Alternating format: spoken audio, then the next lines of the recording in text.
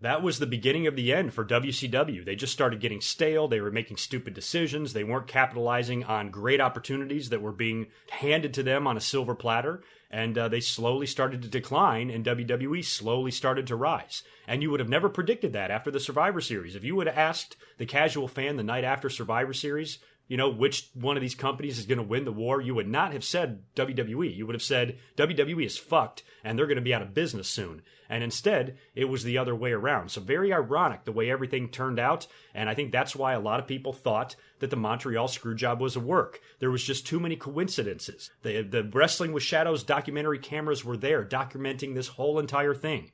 And when you think of the Screwjob itself, what took place in the ring, Bret Hart comes from a wrestling family. His father is a legendary wrestler and promoter, Stu Hart. If anybody knows that a double cross is possible, it should be Bret Hart. How did Bret Hart not see this coming?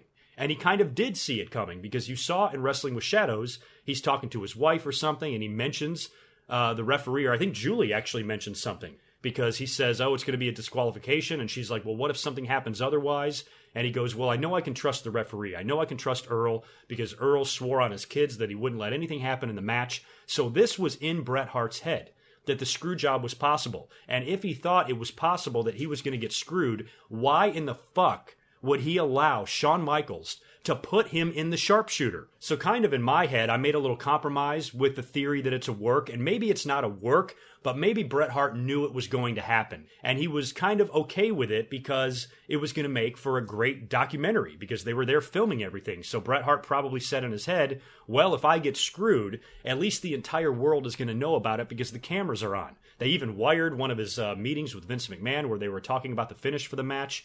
And so if Bret Hart knew this was going to happen, he might have just gone out there and said, I'm going to let whatever happens, happens. And if the WWE does me wrong and screws me over, then I'm going to be able to tell the world what a sorry piece of shit Vince McMahon and this company are for what they did to me. And it's going to be all on the documentary, and it's going to be shown for the world to see.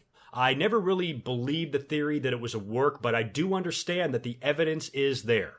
And I've also mentioned this several times in the past too. There was a meeting that took place between Vince McMahon and Bret Hart during Owen Hart's funeral. Owen Hart, of course, died at Over the Edge in 1999. Bret Hart and the WWE were on horrible terms by that point, and I think Vince McMahon was very sorry for what happened to Owen. He was very scared about what Bret Hart might have felt. I mean, he thought Bret Hart would kill him if they met each other, and so they agreed to meet. And Bret Hart talked about the screw job, and Vince McMahon, why did you do it? And Bret Hart even asked for some of the rights to his footage, because that was always one of his biggest issues with WWE. Just let me have my footage, let me have my name and likeness, let me use it. And Vince McMahon apparently agreed. They both went on interviews after this, trashing the other one as far as how the meeting went down. Vince McMahon was on Off the Record with Michael Landsberg and says that when he met with Bret Hart, all Bret Hart wanted to do was talk about himself. And Bret Hart has said that he didn't want to talk about Owen Hart or the lawsuit because he was advised by his lawyers not to discuss it. So basically him and Vince McMahon just got together to discuss the issues between the two of them. So when I heard both of them tell these stories, in my head I'm thinking, okay, if this is a work, if they're trying to further this work anymore, I don't see them using Owen Hart's death and or Owen Hart's funeral to fuel this storyline. It wouldn't make any sense to me. So I think it would have been a disgrace to Owen. And once all that happened, Bret Hart is dealing with the loss of his brother. His family is in turmoil. There's going to be lawsuits.